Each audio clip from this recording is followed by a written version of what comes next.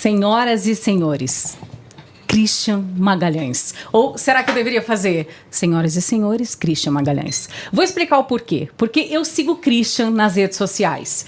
E quando eu comecei a seguir ele, eu falava, gente, como ele é sério, como ele é compenetrado, eu queria tanto ter essa postura, essa delicadeza e esta calma para falar. Mas aí você vai acompanhando a pessoa e você vai vendo que ela é gente como você. E a nossa missão aqui é falar de comunicação de uma forma abrangente. Christian, que prazer poder te ver pessoalmente, não só pelas redes sociais. Seja muito bem-vindo. Tá, uma grande honra estar aqui com uma comunicadora igualmente acolhedora, educada, gentil. E tenho certeza que você de casa vai aprender muita coisa sobre comunicação com a Tatá e comigo aqui hoje. Você sabe que eu fiquei pensando assim, gente, ele vai começar a me analisar. Eu acho que é inevitável, né? E aí eu já te trago um presente, Tatá, que é comum as pessoas me verem falando e falar, nossa, eu queria ter essa calma. E isso pode gerar uma frustração na pessoa, porque ela olha para lá, tá calma, olha para dentro, tá bagunça, tô errado, e isso faz com que ela comece a se frear, a se brecar. E, na verdade, não mexa na calma, não busque a calma, porque calma é um saco. Imagina você empolgada com alguma coisa e a outra pessoa... Não, segura a onda, dá uma segurada. O calma é esse dá uma segurada que brocha. É horrível. É desse jeito. É como se você tivesse uma voz ali te falando, não seja você, seja calma. E não tem nada que estressa mais do que alguém te pedindo calma. A hora que você tá estressada, a pessoa fala, calma. Eu não quero ter calma, eu quero estar estressada agora. E aí é presença, Tatá. Mira na presença que você, do jeito Tatá de ser, você tem uma velocidade média um pouco acima da minha. Isso não é nem ruim e nem bom, é Tatá. Se você tentar calmar, você vai ter que pôr tanto dedo na comunicação, cheia de dedos, e aí é chato. E se é chato para você falar, provavelmente vai ser chato para alguém te escutar. Isso é muito interessante o que você está falando, porque eu perco a energia. Quando a gente tenta ser aquilo que a gente não é, a gente se perde. Não sou eu. Essa minha energia, essa vitalidade, essa coisa que vem, ela desaparece, porque eu estou tentando me conter. E aí a gente perde a personalidade dentro da comunicação?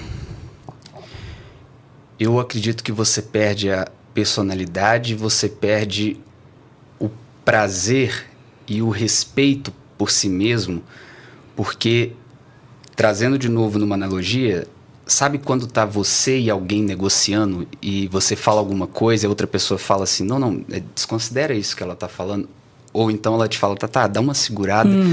É como se essa pessoa se tratasse dessa maneira infantil que tira a autonomia da pessoa, infantiliza a comunicação, porque é como se tivesse ter um adulto ali te segurando. Então, sair da sua personalidade é muito perigoso, porque você é levada a novamente pôr dedo no negócio. E você perde o prazer e a potência, Tatá, porque você tem, eu não posso perguntar a idade para uma mulher, mas você tem 22 anos de idade, muita experiência com a Tatá, você tem horas de câmera, horas de palco, horas de comunicação com a Tatá. Quando você mira num personagem, é muito cru. Você não tem tanto... E por mais que você fale, não, eu vou ser um personagem, eu vou trabalhar a minha vida toda para lapidar esse personagem, eu acredito que não é tão usual, porque se você canaliza para trabalhar a Tatá e entender o que ali são pontos de melhoria, o que são pontos de validação e, acima de tudo, o que é a essência da Tatá, você pega essa Tatá e aprimora ela. Potencializa. Mantendo a sua essência, e é muito mais gostoso falar assim. É um saco se podar o tempo todo. Legal você falar isso, porque acompanhando o Christian nas redes sociais, eu vou até colocar aqui a imagem, existia um Christian que de repente a gente olha e fala, gente, mas existe uma mudança que eu acho assim magnífica, essa mudança de postura, essa mudança no visual mesmo, na apresentação. Eu quero saber quem é o Christian. Boa. Eu acredito que aqui eu consigo trazer o Christian na melhor versão, porque nessa energia de bate-papo que um podcast proporciona, é mais fácil eu trazer o Christian que estava conversando com você ali nos bastidores, Sim. e te zoando, e brincando, interagindo e questionando. Então, o Christian, eu, uma vez, quando eu era mais novo, eu fui numa palestra e o cara perguntou: se sua vida fosse um filme, qual seria o título? Aí eu coloquei, tinha a menina que roubava livros, eu coloquei que o menino que roubava sorrisos. Eu gosto de me ver com essa pessoa, agora eu sou um homem já, isso tem muitos anos, mas o homem que rouba sorrisos, que provoca sorrisos, e acredito que tudo o que eu faço é para provocar um sorriso, e o sorriso que eu mais gosto é o sorriso de eureka. Aquele nó.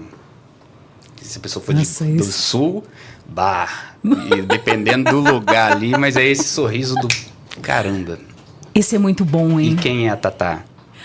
A Tatá não é a menina de 22 anos, porque ela ficou lá atrás.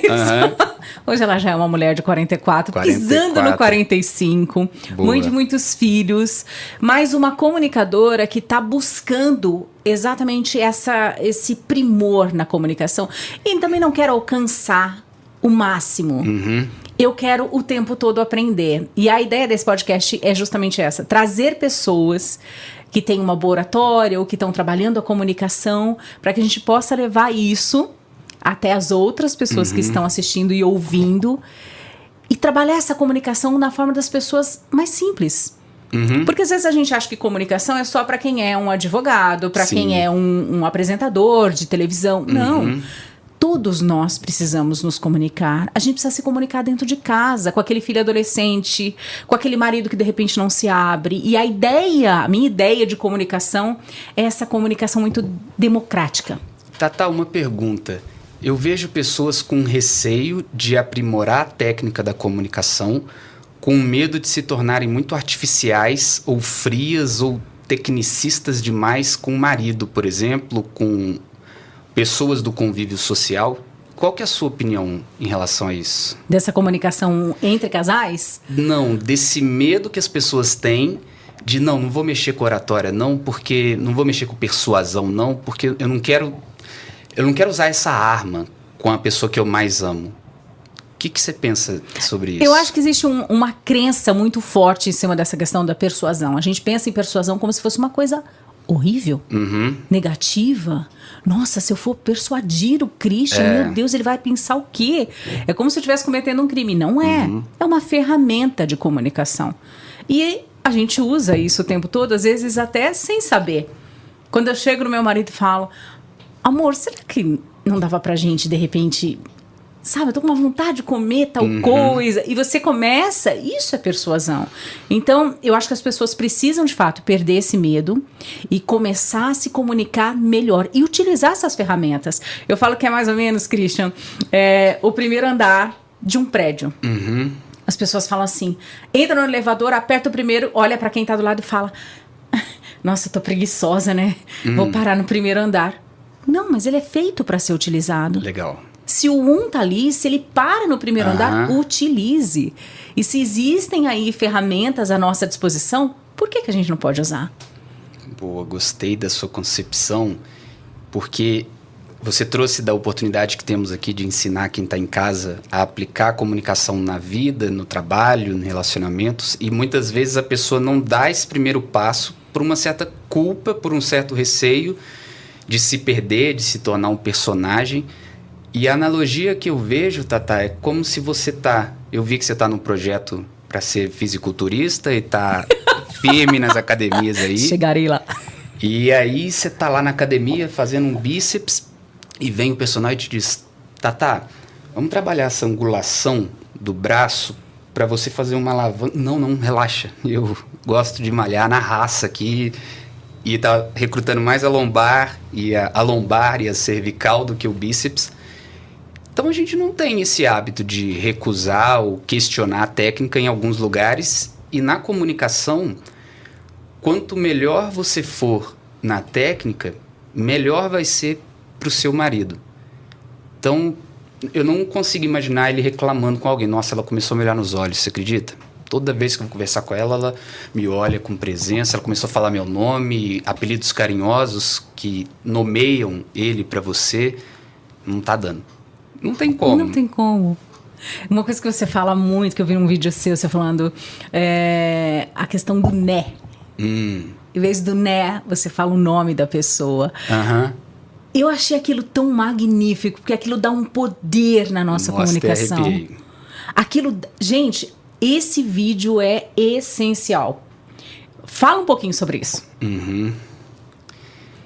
Eu vejo, Tatá, que tudo que você comunica ou te eleva ou te deprecia, ou te aproxima ou te afasta de onde você quer chegar com uma outra pessoa. O processo de comunicação, o termo, vem de tornar comum. Não comum no sentido de padronizado, todo mundo tem que ser a Tatá, locutora, com voz de rádio. Essa é a Tatá que se construiu, se desenvolveu. Ou o Christian, calmo, tranquilo ali, é comum no sentido de comunhão. E dentro desse processo, a comunicação ela é um jogo tão orgânico que o que eu falo está te influenciando, o que você pensa sobre o que eu falo está te influenciando. E quando você está lidando com um adulto, a eureka que eu comentei, esse nó entendi, essa autonomia, essa sensação de controle, ela é muito benéfica para a tomada de decisões. Então, quando eu trago essa comunicação, o meu objetivo não é te convencer. O meu objetivo é te convencer a se convencer. Porque no fim do dia, essa concordância aí, eu não perguntei, né, Tatá? Então ela foi para você. E eu não questiono, não é para ficar paradão enquanto a outra pessoa está te falando, não tem problema concordar. Só que o né, ele entra nesse momento, muitas vezes por culpa, né? É uma culpa, assim, um arrependimento. Nossa, falei besteira e... Né? Né? Me dá uma aprovação, me dá uma concordância, me faz me sentir menos culpado por isso que eu falei. Ou pode ser um hábito, né? E tem muita gente que me fala, não, Cristiano, não vou tirar o né, porque é lá da minha região. Lá em Minas, todo mundo fala né. Lá em Porto Alegre, tá. Nananana, tá. Tem esse tá. Qualquer lugar, lá nos Estados Unidos tem o isn't it e outros. E o problema do né é que ele te obriga, de uma forma constrangedora, a concordar comigo, né? Nossa, muito. Aí eu me sinto culpado, arrependido, triste de falar né para as pessoas, porque nossa, muito. Com um né, ele vai até uma profundidade do seu interior. Sem o né, vai muito mais fundo. Muito. Aí vem esse processo da linha de raciocínio da outra pessoa. O né é uma tesourinha que corta a linha de raciocínio que está acontecendo. E a analogia que eu faço é como se fosse um pop-up que abre na sua frente, parecido com os termos de uso, você leu e concorda com os termos, né? Aí a pessoa clica, que termos? O que estava escrito naquilo que você assinou? Muito bom. O que você interpreta dos termos que você assinou, como eles podem melhorar a sua experiência ou limitar? Não sei, eu só cliquei. E aí o né, ele vai trazendo pop-ups até o momento em que a pessoa vai lá e clica no bloqueador de pop-up. Não, cansei dessa popaiada aqui, não quero mais. Aí a pessoa, a cada né, cada pergunta fechada, essas perguntas bilaterais de sim ou não, faz sentido? E até o faz sentido, que é tão bonitinho e glamouroso, faz sentido? Ele é fechado. O né, ele vai fazendo essa pessoa perder a oportunidade de ver aquilo que você viu, de sentir aquilo que você sente, de pensar aquilo que você pensa. E o nome foi a alternativa mais linda que eu encontrei, porque você tira um negócio que te atrapalha e põe um negócio que te ajuda no lugar. Tatá. Porque é muito poderoso o nome. É muito poderoso, é muito forte, é muito simbólico, porque junto dessa autonomia existe uma coisa que é a autorreferência. Quanto mais e melhor eu fizer você pensar em você enquanto eu estou falando, mais e melhor você vai se associar com as coisas que eu estou trazendo. Então, dizer o nome é uma autorreferência muito automática. Se eu usar um exemplo voltado para pessoas da área da locução, é outra, de pessoas que moraram nos Estados Unidos é outra.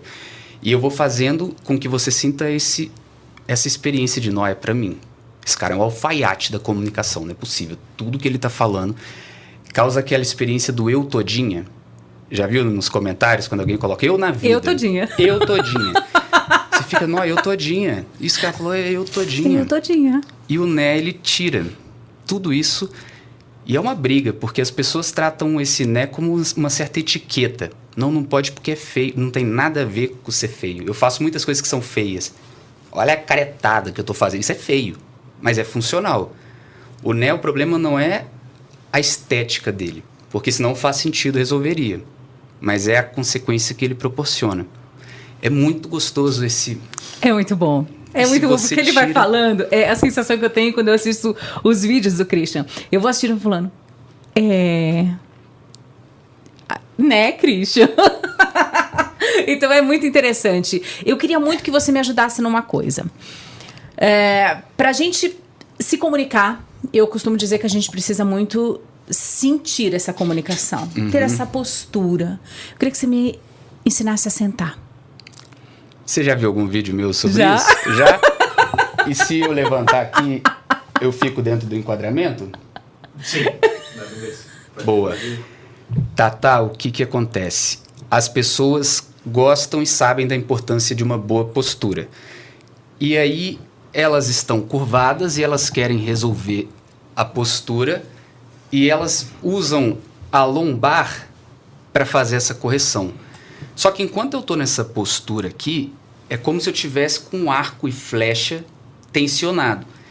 Eu tenho que fazer muita força para compensar a ação e reação dessa força na lombar e ela vai arder. Aí eu vou lembrar lá da minha avó quando era pequeno. Christian, senta direito, num contexto que aquilo me incomodava.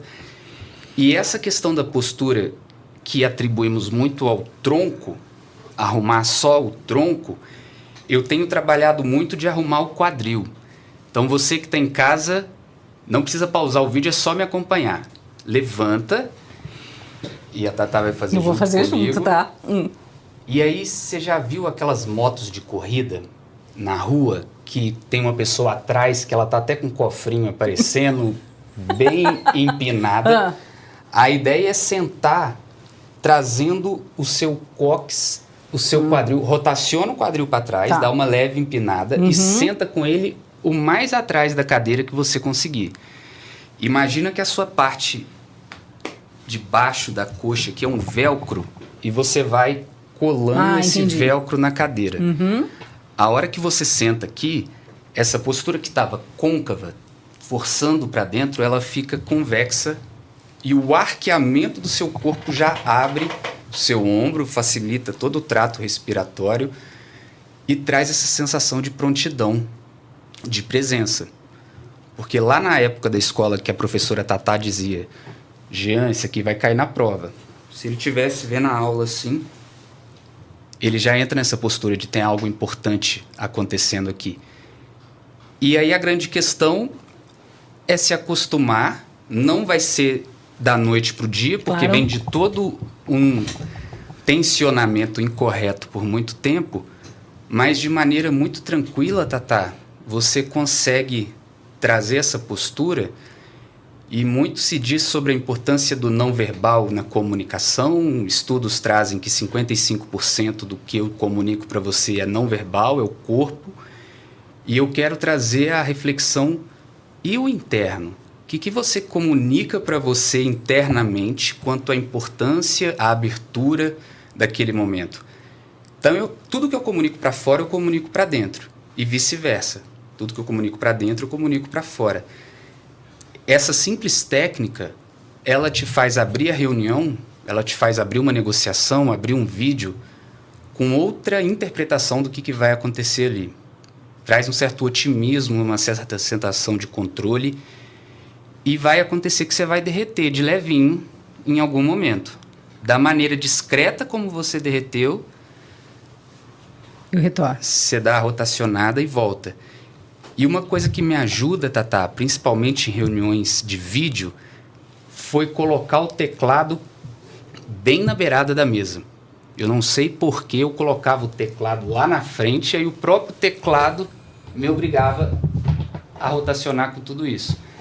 Quando eu trago ele para cá, o meu cotovelo ele fica na linha do ombro aqui e facilita muito que eu consiga gesticular.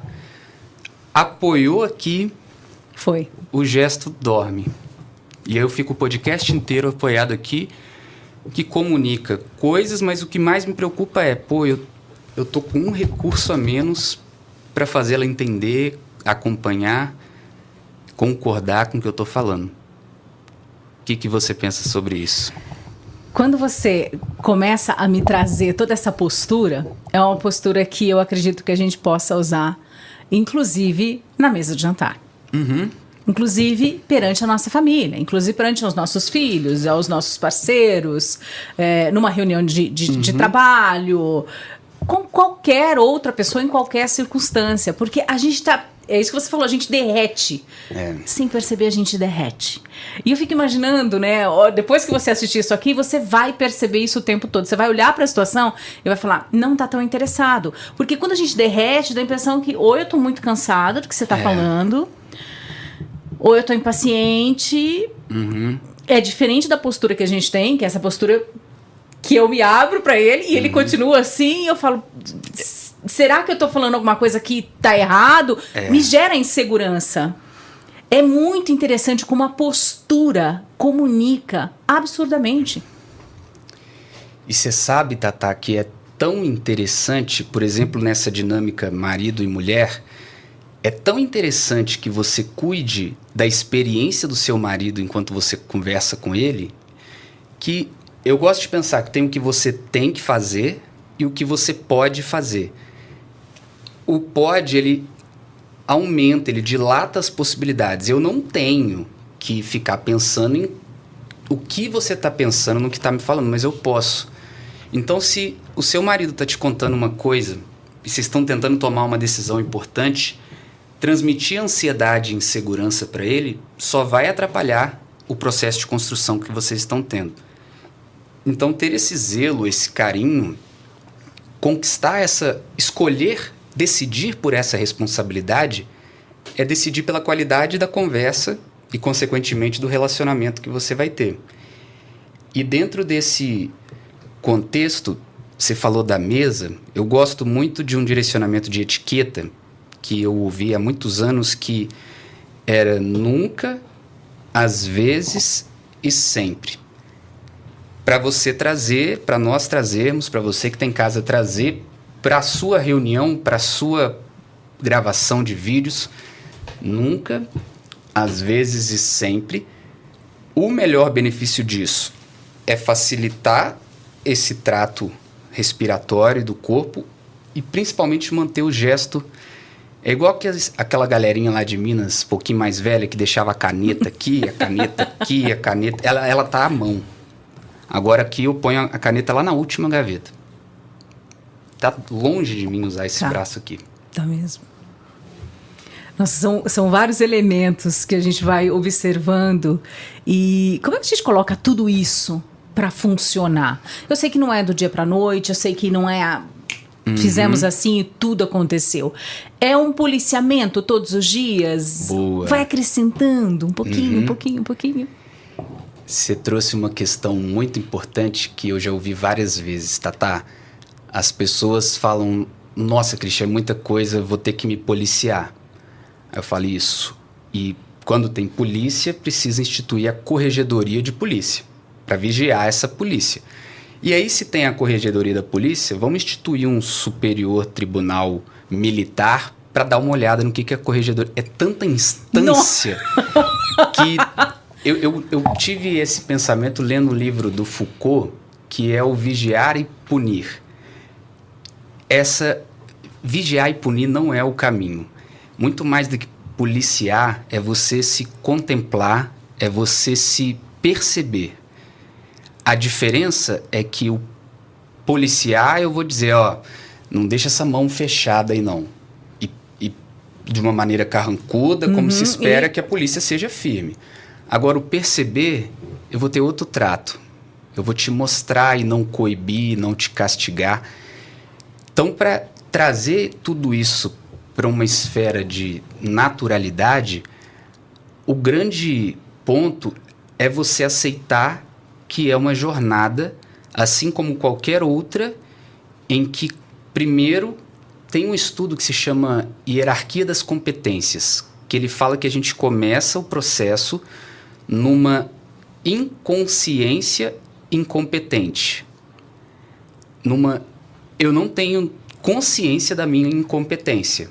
E com incompetência, eu não quero dizer capacidade cognitiva, mas eu não tenho intimidade com isso e eu não sei o quanto eu não tenho. Eu nunca fui locutor de rádio. Eu acho, não, deixa comigo, falo na câmera todo dia. Vai lá sentar para você ver como que o ambiente determina e você tem que ter um time de falar na hora certa e o radialista tem que acompanhar aqui, colocar a vinheta e tem que ser de acordo com o interesse do não sei o quê, e todas as dinâmicas envolvidas. Nesse primeiro dia na locução eu vou cair na incompetência consciente. Pô, é difícil mesmo. É difícil. Caramba, é muita coisa. É igual um carro, eu tô me sentindo num painel de avião que tem a câmera, o microfone, as anotações, o cronograma. Só que se eu continuar te acompanhando, com fé, com paciência, eu vou começar a ter decisões mais acertadas. Já vou me sentar melhor, eu já hoje vou deixar a água perto, eu vou trazer a voz um pouco mais para a cabeça nesse momento, um pouco mais para o corpo, eu consigo de forma muito decidida, intencional, decidir pelas coisas. E se eu continuar do seu lado treinando isso, eu chego na competência inconsciente. Eu não tenho mais que tomar decisões. Então, você não está me olhando nos olhos numa decisão recorrente. Olha no olho dele. Olha, nem tem diálogo mental mais para te lembrar disso, porque você internalizou aquilo. Então, você decidiu por tanto tempo até o momento que se tornou o seu estilo de vida. Na comunicação, você tendo a humildade para reconhecer isso, já é o primeiro passo. Pô, eu estou aprendendo uma aptidão nova. O que te tira da incompetência inconsciente para incompetência consciente é essa humildade, esse reconhecimento e esse querer. E o que trava as pessoas é a culpa, porque é chato olhar para mim como locutor e perceber o quão inútil eu sou, o quão incompetente. É uma palavra pesada. É pesado. Mas com respeito, com zelo, você vai desenvolvendo isso. É muito legal isso que você está trazendo, porque quando eu comecei a abrir um pouco mais a questão de comunicação, e não só a comunicação para locutores ou comunicadores de veículos de massa, eu comecei a perceber o quanto a comunicação é extremamente rica e o quanto a gente utiliza muito pouco a comunicação em veículo. E eu não sei se quem trabalha em veículo consegue sentir isso, mas quando eu parti para uma comunicação mais aberta, eu comecei a sentir isso. Como a nossa comunicação, ela é muito arrozinho com feijão. Ela é muito falta. Eu não quero usar a palavra pobre, mas eu vou usar a palavra pobre. Porque a comunicação, a oratória como um todo, ela é tão rica. Sim. Ela é tão abrangente. Então, quando a gente vem para a parte de comunicação e a gente começa a lidar com outras pessoas, com você, com outras pessoas, eu começo a observar que delícia que é você ver quem se comunica bem. E não que as pessoas não errem. Não é isso. Acho que a gente está aqui justamente para melhorar. Aquilo que eu falei para você, eu não quero ser o topo. Eu quero estar sempre alcançando. Mas a comunicação é algo magnífico. Porque cada um se comunica de uma forma, traz de uma forma e enriquece o outro com o seu jeito. E é interessante, Tatá, que você comentou dos meus vídeos antigos. E se você que está em casa tiver a sabedoria de se comparar com a Tatá lá de 2017, com aquela comunicação esquisita, insegura, que ela falava meio baixinho para não falar besteira e comprometer ela, e ela não sabia conduzir um raciocínio. Só que a pessoa quer se comparar com a Tatá, que estava hoje falando que vai almoçar sozinha, com toda a imponência, e no meio do restaurante, gente, tem gente olhando, e ela igual doida lá gravando, nossa, queria ser ela. E aí a pessoa se compara com essa Tatá. Isso. Olha os vídeos, sempre que você quiser se comparar, pegar uma referência, abre o Instagram do cara e vai descendo com o dedinho assim. Tem gente que tem 500 publicações, 1.000, 5.000, mas vai descendo, vai descendo. Acha a Tatá lá de 2017, de 2012, de 2005. Vai no YouTube, coloca lá no filtro, vídeo mais antigo. Não para você se sentir bem por ver o quanto ela era ruim, mas para você racionalizar essa questão. Isso. Porra, é uma jornada. E é interessante, Tatá, que olhando para o passado a gente vê um contraste muito grande. E eu imagino que é igual com filho, com criança que você convive perto, que aquele tio que vê uma vez por ano, fala, que é isso, Christian? Espichou do nada. E pro meu pai, não, velho, deu uma crescida, ó, tá quase me passando. Ele tem algumas referências, já passou a mãe dele, me passou. Pra você que tá gravando, você não vê essa mudança da água pro vinho. Não. Tem toda uma tonalidade, um espectro de cores entre o transparente e o roxo do vinho, que vai ficando meio amarelado, meio laranjinha, meio rosa. O que você tem para dizer para essas pessoas que ainda estão na comparação? Ai, gostei do papo deles, tô com fogo no rabo para começar a falar. Quero abrir a câmera mais a fulana ou fulano. O que você traz para eles? Essa insegurança de eu não sou tão bom quanto o Christian, eu falo que isso pode matar vários talentos. Sim. Que podem nascer, que podem trazer e que podem contribuir com uma sociedade. Pode contribuir tanto com a sua tia, que precisa se comunicar melhor, que precisa tomar decisões e não sabe como falar, como de repente pode contribuir com muita gente que quer te ver. Sim. Mas a gente precisa partir de algum ponto. Para eu chegar nesse momento aqui, eu tive muita insônia. Para eu chegar nesse momento aqui, e você começou a falar, isso me deu um sorriso de eureka. Porque eu acho que a gente vai passando por um ponto que... Será que o Christian vai aceitar falar comigo? Eu acho que eu não tenho tanta capacidade para sentar com alguém que domina tão bem a oratória. Eu não domino. Eu comecei a perceber que aquilo que eu sei de comunicação é um ponto, mas a comunicação é muito maior, então é melhor eu me fechar. Não, peraí. Tem uma frase que eu gosto muito, que ela não é bonita, que ela fala assim, seja o mais burro da mesa. Eu gosto muito, porque eu adoro gente inteligente e interessante. Eu adoro quando eu abro um vídeo teu e uma frase sua me faz...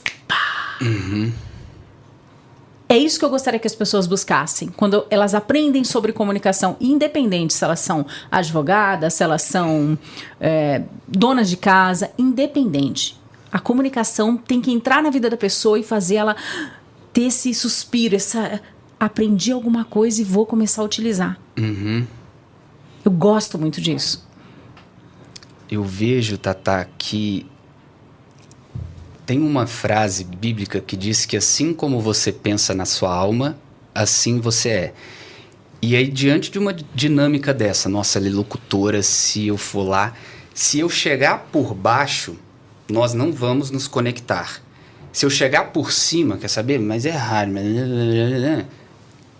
não vamos nos conectar. Eu só tenho que vir na presença. Porque aquilo da pessoa que tá com medo de incomodar, já tá incomodando. Já tá incomodando. Eu não queria te incomodar. Já tá incomodando, fala logo. Se ela chegar numa boa, Tatá, eu preciso tirar esse telefone aí por causa do não sei o quê.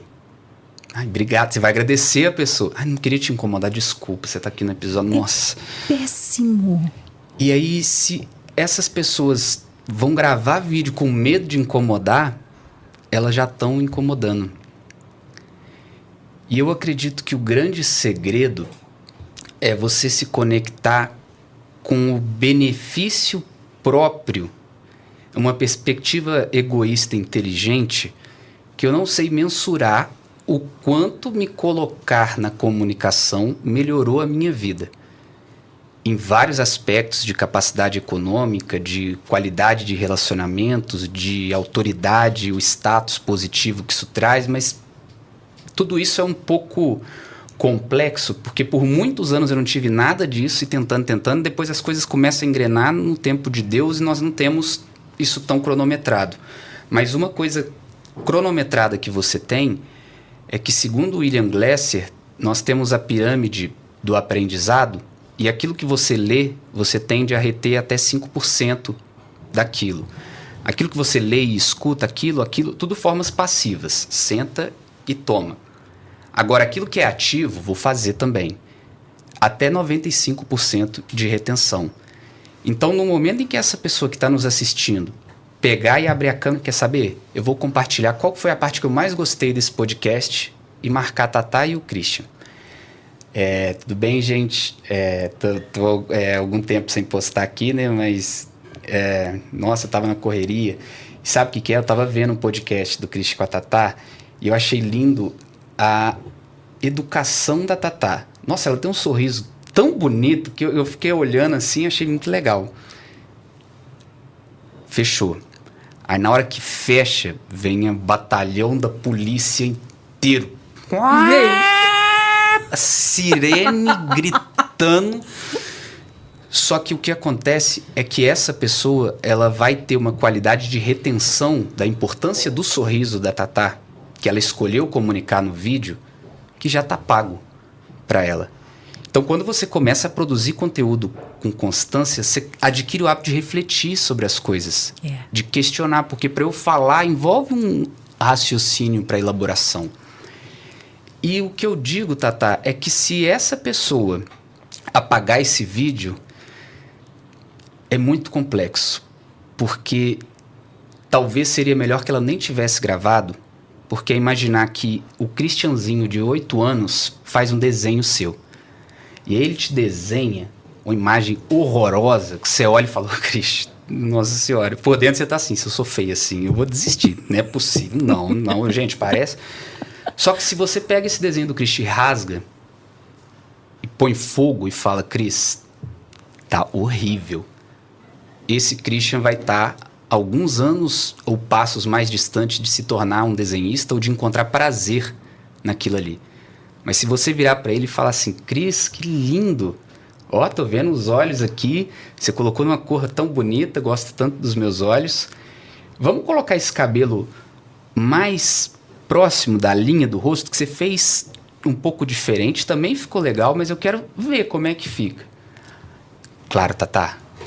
Então, se você pega esse vídeo e apaga, o que você comunica para você em questão de incompetência, de inutilidade, de inaceitação e do quanto você merece ficar calada, é muito simbólico. Vale a pena pagar para ver. Quer saber? Eu vou fazer o teste e postar. E uma coisa importante da gente dizer para essas pessoas que estão nessa etapa, não, agora eu estou quase postando. Mais um ponto para você, que muitas vezes essa pessoa não posta porque vai vir o fulano me esculachar. Nossa, e a fulana vai parar de me seguir. E o fulano...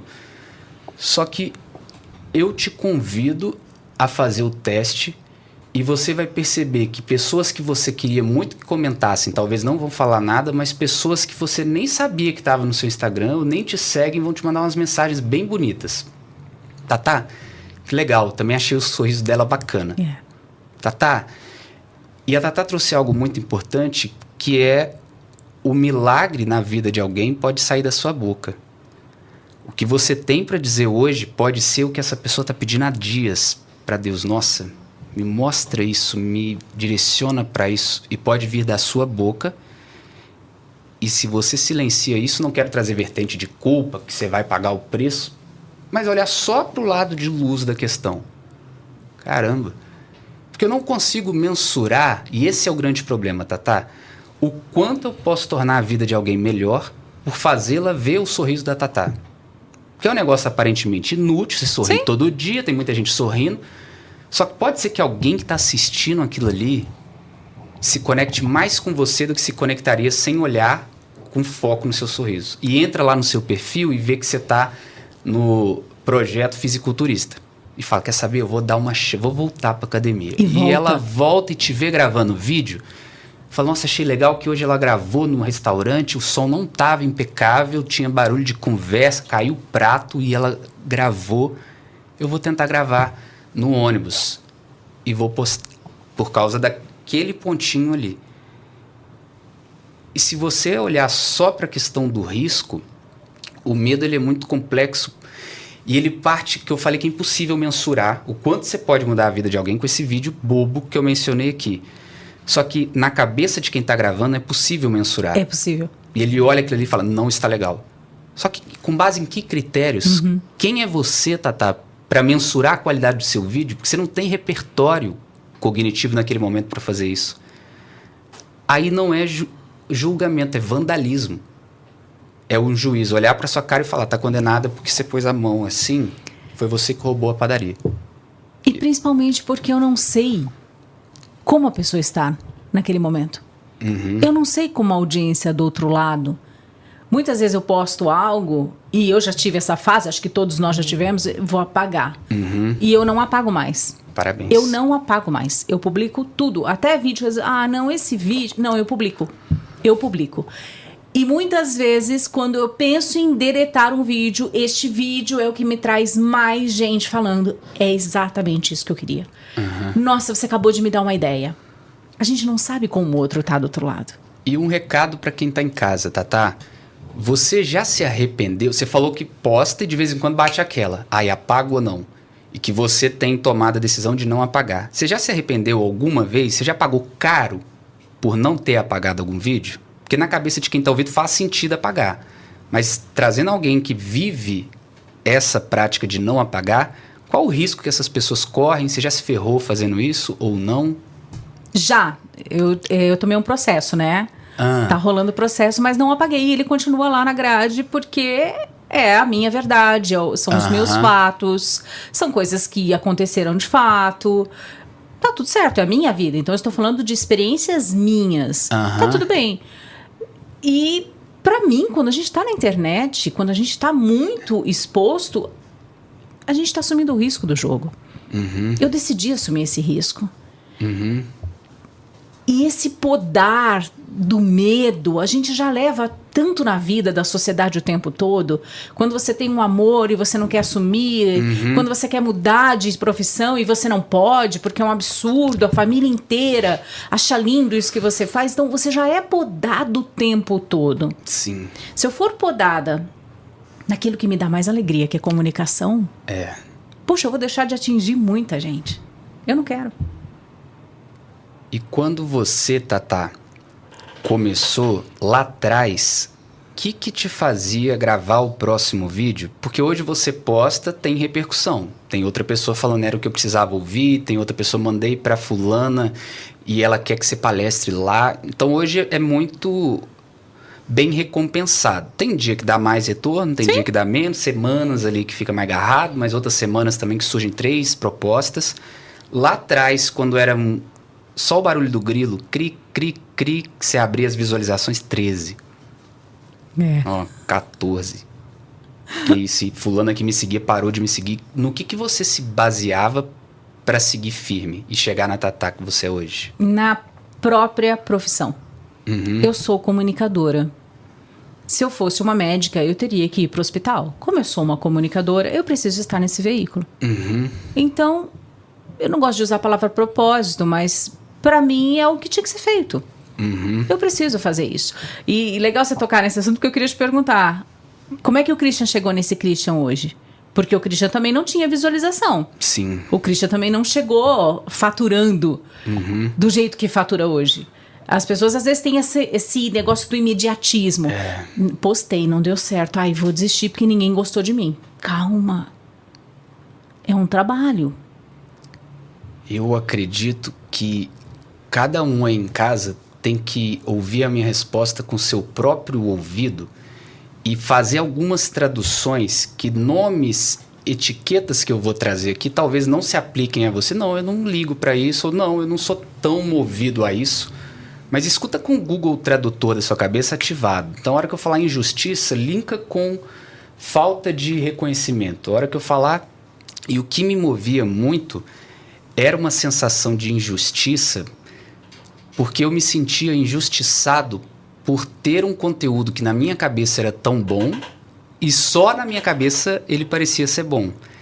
Então eu me movia, estudava, eu sempre gostei, nunca gostei de ler. Depois que eu comecei a gostar de comunicação, eu passei a amar ler. Então eu posso falar que eu sempre gostei de ler, mas no dia que eu percebi o valor daquilo, eu comecei a ler muito e a ficar muito crítico e responsável por aquilo que eu falo. Então eu penso que eu tenho algo que eu posso te abençoar ou fazer mal para você, te causar culpa com o que eu digo, te trazer uma informação que te distancia daquilo que você quer. E eu via pessoas que aparentemente não tinham esse zelo, não tinham essa responsabilidade, não tinham esse estudo. E aí isso começou a me incomodar muito. Não é possível. E aí tem aquela ideia que o problema não é o grito dos maus, mas o silêncio dos bons. E eu tava naquela escassezinha ali de ficar preocupado com o grito dos maus. Mas aí eu comecei a olhar mais para o silêncio dos bons, que eu me julgava bom naquela época. Isso me moveu, Tatá. Isso me tirou... Isso me trouxe uma energia de movimento. E talvez a sua seja raiva, seja talvez algo não tão lindo quanto a gente gostaria que fosse. Nossa, eu queria ajudar as pessoas. Queria, mas eu sempre gostei muito de me ajudar. Eu vejo a comunicação como algo que me faz bem. E quanto melhor eu faço para mim, melhor eu vou fazer para você. E aí nesse processo, Tatá, eu acredito que o que me fez não desistir... Na época de 2020, com todas as restrições, eu fazia live quase todo dia. E a grande maioria era só pessoas da minha família assistindo. Só pessoas da minha família. Eu ficava horas ali preparando e fazia quase ninguém. Só que eu carrego comigo um mantra que é: tudo que eu faço me prepara para tudo que eu vou fazer. Então, se eu tentar mensurar, eu me preparei para estar aqui no podcast com você hoje. Eu estudei alguns vídeos seus, eu vi o seu conteúdo sobre o não, que eu achei muito rico, vi o seu conteúdo sobre a questão da importância da intencionalidade num podcast seu lá na Band. Eu dei uma estudada quem é a Tatá, e pode ser que, julgando o resultado desse podcast, não faça tanto sentido naquele momento, como não faz matematicamente sentido. Nossa, eu me estruturei muito para aquela live, não deu o retorno que eu esperava, o que eu gostaria. Só que o quanto estar aqui hoje, me preparar para estar aqui hoje, me prepara para oportunidades que eu nem conheço ainda, isso desde o começo me acompanhava. Magnífico. Pô, eu tô com 5 pessoas na live, mas essas 5 horas que eu me preparei para isso, o dia que eu for palestrar no TED Talks, eu vou agradecer por aquilo que eu estava fazendo. Então, no meu caso, Tatá, funciona muito sempre entender como eu torno a experiência para os outros melhor, mas no final das contas, eu sempre gosto de trazer para o Christian. Tá, e o que o Christian poderia ganhar com isso? Como a minha vida pode ser melhor a partir disso? Eu acho que esse egoísmo inteligente, essa perspectiva mais interna, ajuda muito. E esse egoísmo, ele precisa estar presente, mais uma vez, como o Christian falou. Usa o seu Google para fazer essa tradução e chegar em você do jeito que você quiser. Mas esse egoísmo, ele precisa fazer parte em algum momento, porque se você abrir demais e ficar preocupado demais, você não vai sair do lugar, você vai empacar. Esse egoísmo que você falou, enquanto você falava, eu estava pensando, o que me moveu pro lado da comunicação e sair da minha cidade do interior e vir para a capital? Dinheiro. Porque eu sabia o quanto era difícil. Já contei diversas vezes essa história, que eu entrava no supermercado, eu tinha 2 filhos pequenos, eu comprava uma calabresa. Metade era para almoço, metade era para janta. E todas as vezes eu falava, esse é o último dia que eu vou fazer isso. Então eu me sentia cada vez mais distante daquela realidade, mais próxima da realidade que eu queria construir. Então esse pé na comunicação, esse mergulho que eu fiz, foi justamente porque eu falava, eu quero melhorar de vida, eu não quero isso aqui pra mim. Pra muita gente na sociedade pode ser, nossa, mas a gente não precisa de tudo isso. Eu preciso. Eu quero, eu decido. Eu quero. É isso que eu quero sim. Então, essa mensagem, eu acho que ela é muito poderosa. Fazer com que as pessoas queiram. Eu acho que você foi além ainda, Tatá, que é muito simbólico de você falar, hoje eu sou locutora, tenho 100 mil seguidores, trabalho na Band por causa de uma calabresa que eu queria comprar. Escuta isso, porque às vezes você tem o seu motivo aí. Não, esse motivo aqui não é digno o suficiente, não é importante, não é bonito, não é... Essa mulher só virou esse mulherão por causa de uma calabresa, meia calabresa. Talvez se ela tivesse a calabresa inteira lá. E aí a galera que tá em casa tá ali tentando mensurar. Não, meu motivo é digno o suficiente, é bonito, é dinheiro. E ela falou que é dinheiro. Dinheiro que a sociedade imprime em você, é um absurdo você querer dinheiro. Pra que você quer tanto dinheiro? Por que mas fulano é muito rico, não precisa de tudo isso, tanta gente passando fome, mas eu não quero que a minha família passe fome. Então primeiro a gente cuida dali do nosso, pra depois a gente conseguir salvar o resto. Fantástico. Eu não tenho problema nenhum. Eu quero sentar com pessoas mais inteligentes, eu quero acessar coisas que eu não acessei, porque isso me ajuda, como comunicadora, a trazer para você que tá aí, para você que me ouve, uma sensação, uma referência que talvez eu sou a única pessoa que vai ser esse canal para você.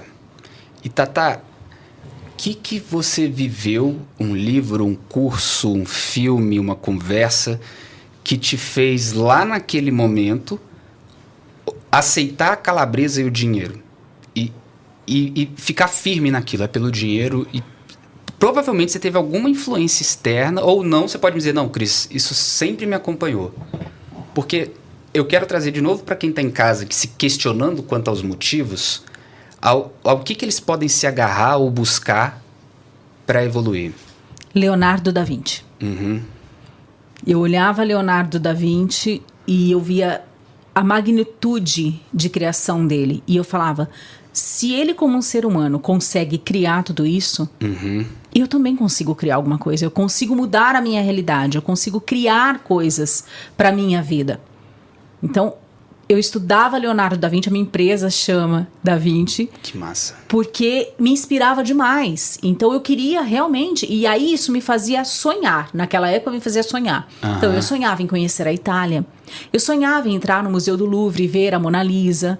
Eu sonhava eu tinha um mapa mundi no quarto, e eu falava, um dia eu vou pisar neste lugar, um dia eu vou pisar neste, um dia eu vou pisar nesse. E eu comecei a buscar isso. Então isso me instigava a me movimentar e a buscar conhecimento, porque a gente precisa ter conhecimento. Isso em que ano, mais ou menos, Tata? 88. 88. Eu tinha 8 anos, eu tinha 9 anos. E você caçava, qual que era o site que você entrava lá em 1988? Tinha Barça. Barça. A gente tinha a Barça, que a gente tinha que pegar uma enciclopédia e ler livros, pegar na biblioteca e trazer para casa, e tempo correndo para você ler, porque você tem que devolver. Então eu buscava nisso. E aí é muito interessante, porque hoje a gente tem tantas ferramentas de busca. A gente tem tudo tão acessível. Eu às vezes ouço uma palavra diferente, a primeira coisa que eu faço, deixa eu saber mais sobre isso aqui. Eu gostei disso aqui. Quando eu vi a sua mentoria, Michelangelo, já me encheu os olhos. Eu já queria até te perguntar, por que é Michelangelo? Boa, obrigado por perguntar, Tata.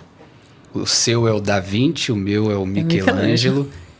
E eu, estudando, eu cheguei na história, no relato de que quando ele lapidou Davi, ele olhou para aquele bloco de mármore e teve a sabedoria, a técnica, a intenção de tirar daquilo ali tudo que não fosse Davi. E aí aquilo se tornou Davi. Eu pratiquei isso por um tempo e não ficava satisfeito, que era um ensino de uma oratória muito industrial. Então, há algum tempo, eu questionaria o seu ritmo de fala. Eu questionaria os seus gestos. Eu questionaria um monte de coisa.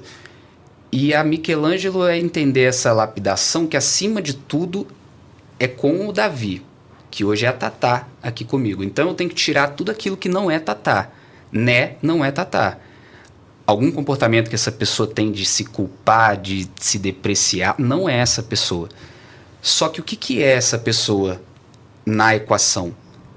Tem uma equação do mundo do esporte que é potência é igual a potencial menos interferência. Do mundo da física também, se pegar um motor, ele tem quantos cavalos, quanto não perderem cavalos pelo caminho ali para se tornar essa potência.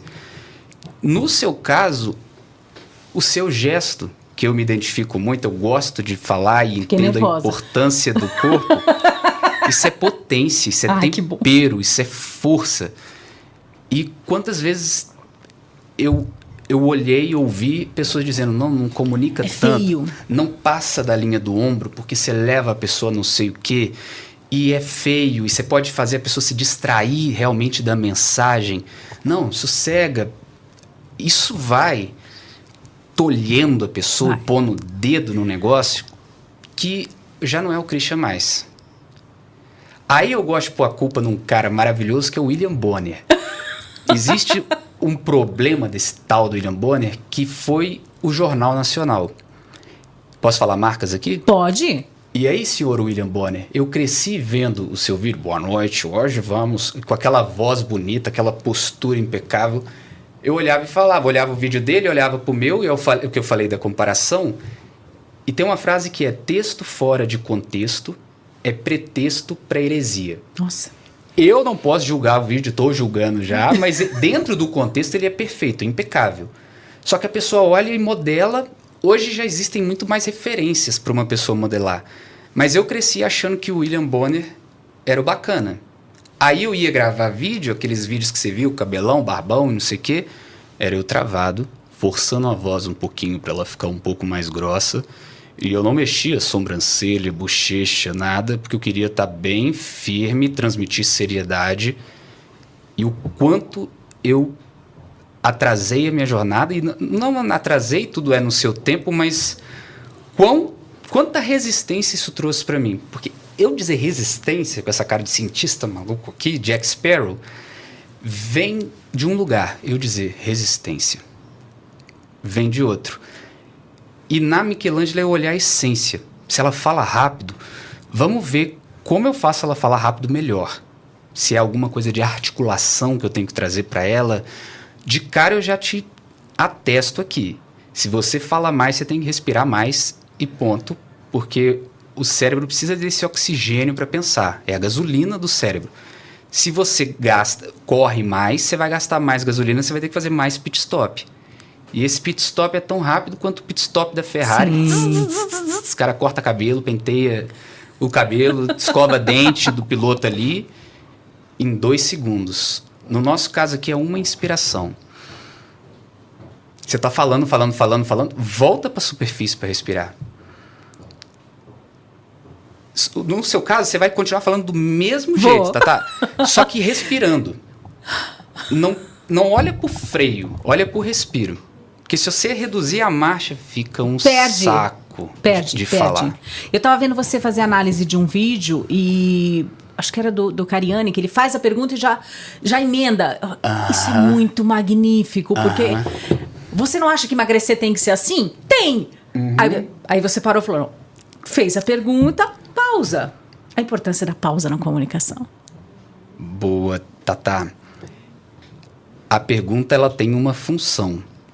A pergunta, ela foi feita para ser respondida, não necessariamente respondida verbalmente, concordo, eu tenho que emagrecer mesmo, mas ela foi feita para despertar uma reflexão. Ela foi feita, não sei para quê, mas ela tem esse poder, se você permitir, de provocar reflexão. Adoro. Eu quero que essa pessoa faça isso no vídeo. Então, quando o Cariani diz, se você quer mesmo emagrecer? Porque se você, calma, deixa essa pessoa se situar. Peraí, eu não sei se eu quero. Deixa ela vestir a carapuça. Ai, acho que eu não quero. Ai, não sei se eu consigo. Ou ela se questionar, mas deixa ela viver o dilemazinho dela para ela dar um passo em direção a alguma coisa. Porque se você não permite isso, você perde um estímulo de reflexão. E aí você trouxe um ponto que eu tenho uma visão cuidadosa quanto ao pausa. Na mesma pegada da polícia. Tá. É uma questão muito terminológica, só que se você mira na pausa, você acerta na apneia. Então, pode ser que você, com toda a sua prática, eu entendi e está certo o que você quis dizer, mas eu trago essa provocação porque às vezes quem está em casa vai associar pausa com apneia e não respirar. Nossa, muito bom isso. Então a pessoa vai fazer uma pergunta, você quer emagrecer? Igual criança pulando na piscina, que tampa o nariz e pula. Você quer emagrecer? Pausei, porque eu tenho que pausar. Aí ela volta, depois sem ar, atrapalha. Isso foi muito bom. Então a pausa é tenebrosa. Não, mas eu quero dar uma pausa dramática. Vai ser dramático, o pessoal vai achar que você está tendo alguma coisa ali. É respiração. Pergunta e respira. Você quer realmente emagrecer? E é interessante que a respiração contagia. Se eu respiro, você respira junto. Eu respirei junto. E se eu não respiro, você não respira também. E se você não respira, você não processa, você não dá enter na calculadora. O respiro faz a pessoa dar o enter. 5 mais 5, enter, 10.